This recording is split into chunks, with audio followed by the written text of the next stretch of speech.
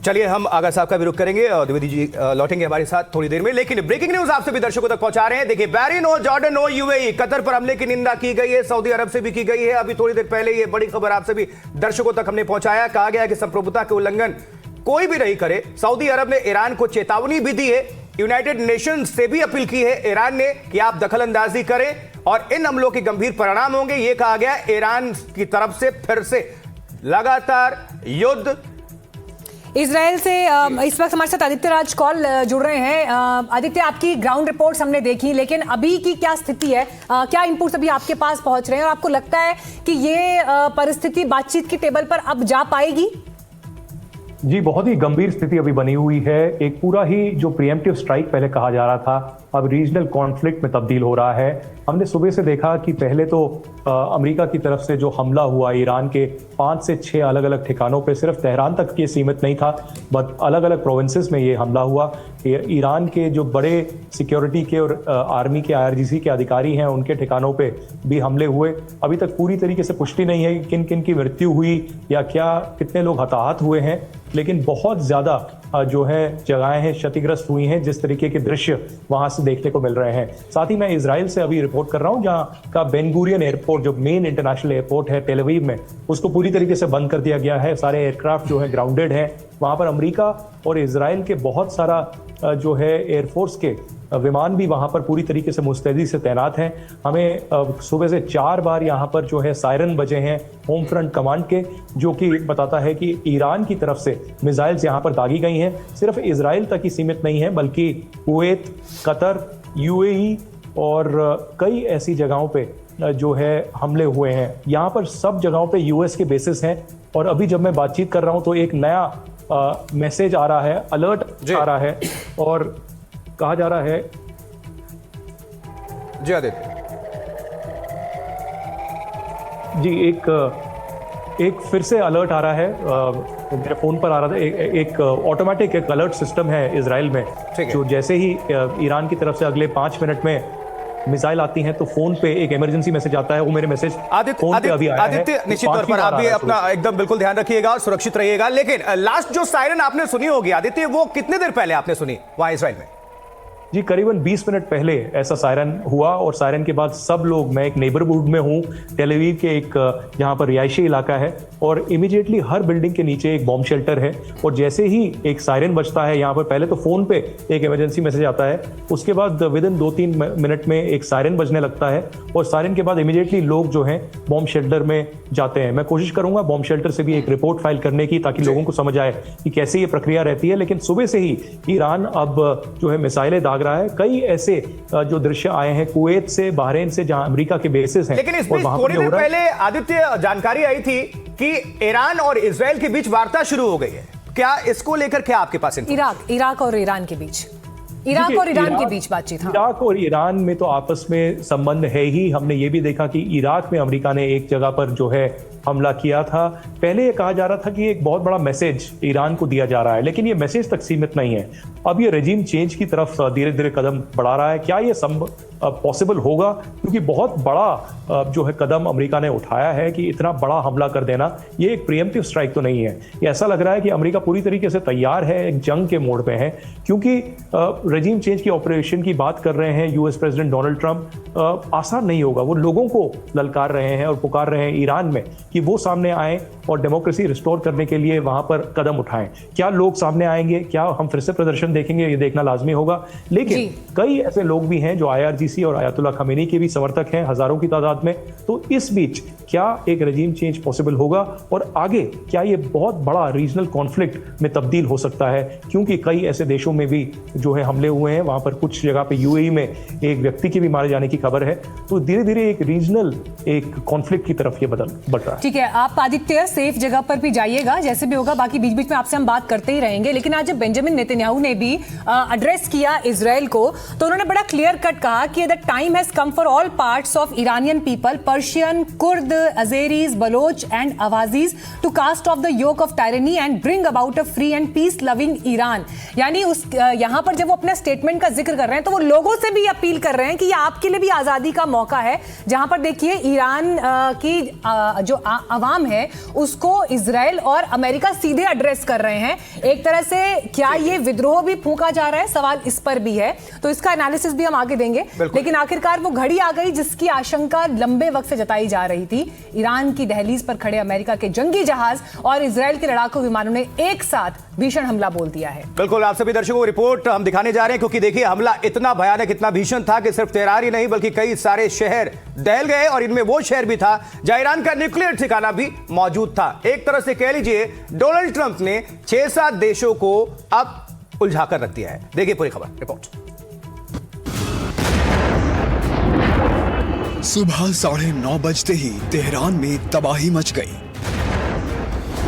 चारों ओर धमाकों की आवाज, क्रूज मिसाइलों और लड़ाकू विमानों की गर्जना और चीख पुकार। हमला होते ही ईरान की राजधानी में अफरा तफरी मच गई। लोग अपनी जान बचाने के लिए भागने लगे। अमेरिका और इजराइल की साझा स्ट्राइक का मकसद साफ है, खामेनेई हुकूमत को उखाड़ फेंकना और ईरान के न्यूक्लियर और बैलिस्टिक मिसाइल प्रोग्राम को तबाह करना। अमेरिका की एयरफोर्स और नेवी ने समंदर और आसमान से ईरान पर प्रहार किए। रिपोर्ट्स के मुताबिक तेहरान के साथ तबरीज, इस्फहान, बुशहर और केरमान शाह में भी धमाके हुए। इस्फहान ईरान का बेहद अहम मिलिट्री ठिकाना है, जहां न्यूक्लियर प्लांट, एयरफोर्स और मिसाइल बेस भी मौजूद है। ईरान के राष्ट्रपति आवास और खुफिया एजेंसियों के हेडक्वार्टर्स को भी निशाना बनाया गया।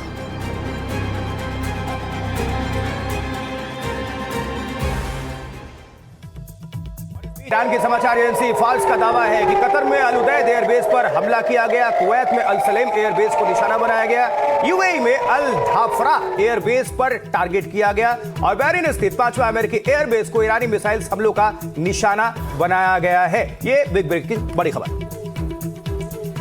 अमेरिका और इजराइल ने मिलकर ईरान पर अब तक का सबसे भीषण हमला बोला है। तबाही की अलग अलग तस्वीरें भी आपको हम लगातार दिखा रहे हैं। और इस बीच सवाल उठ रहा है कि ईरान के supreme leader Ayatollah Ali Khamenei कहां हैं? उन्हें लेकर तरह तरह की अटकलें लग रही हैं। कोई कह रहा है कि बंकर में छुपे हुए हैं या छुपा दिए गए हैं। वैसे एयर डिफेंस सिस्टम पहले से ईरान का काफी कमजोर है, ना के बराबर है, और वहां पर बचने का एक तरीका वही शेल्टर, बॉम्ब शेल्टर, जहां लेकिन एक तस्वीर आ रही है दर्शकों तक पहुंचा देते, क्योंकि जो बताया जा रहा है कि जहां अटैक किया ईरानी मिसाइल्स ने अमेरिका वाले, अब वो जो तस्वीरें आई एक्सक्लूसिव एनडीटीवी के पास मौजूद है, ये देखिए दर्शकों तक पहुंचा।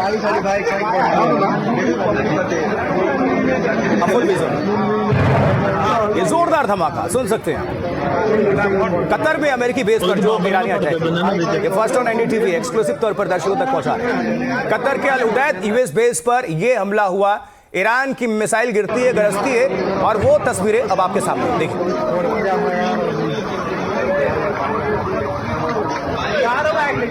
तो कतर में अमेरिकी बेस पर ईरानी हमला, अल उदैद यूएस बेस है ये, और यहां पर अटैक हुआ ईरान की तरफ से। ईरान की मिसाइल यहां पर गिरती है और जोरदार जो धमाका होता है, काले धुएं का गुब्बार आप देख रहे हैं आसमान में ऊंची और ये लपटे हुए, साथ में सायरन बजता हुआ, अफरा तफरी का माहौल। ये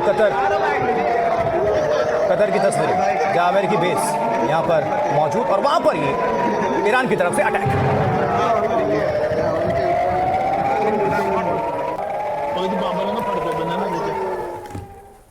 तो अमेरिका और इजराइल ने मिलकर ईरान पर अब तक का सबसे भीषण हमला बोला है और इसका इंपैक्ट जहां जहां दिखाई दे रहा है उसकी जद में आशुतोष अब खाड़ी के देश भी आ गए हैं। बिल्कुल, देखिए, और तबाही की जो भयानक तस्वीरें आ रही हैं, सामने आ रही हैं, लगातार दर्शकों तक हम पहुंचा ही रहे हैं। लेकिन सवाल ये है इस बीच कि ईरान के supreme leader Ayatollah Ali Khamenei हैं कहां? उन्हें लेकर तरह तरह की अटकलें लग रही हैं। आइए देखते रिपोर्ट। अमेरिका के साथ न्यूक्लियर डील न करना ईरान को आज बहुत भारी पड़ा। अमेरिका और इजराइल ने ईरान के सबसे सुरक्षित माने जाने वाले इलाकों को खंडहर में बदल डाला। ईरान के supreme leader Ayatollah Ali Khamenei के दफ्तर के आसपास भी बम गिरे। न्यूज एजेंसी रॉयटर्स के मुताबिक अयातुल्ला अली खामनेई तेहरान में नहीं है और रिवोल्यूशनरी गार्ड्स ने उन्हें एक सुरक्षित जगह पर भेज दिया है। रिपोर्ट्स के मुताबिक ये बंकर जमीन से करीब 90 से 100 मीटर नीचे है और ये सीधे बम धमाकों और मिसाइल हमलों को भी झेल सकता है। ये सिर्फ बंकर नहीं बल्कि आपस में जुड़ी सुरंगों और सुविधाओं का एक पूरा नेटवर्क है। खामेनेई तो बंकर में चले गए। ईरानी सेना के कमांडर इन चीफ अमीर हतामी इस हमले में मारे जा चुके हैं। हालांकि इस खबर की अभी पुष्टि नहीं हुई है।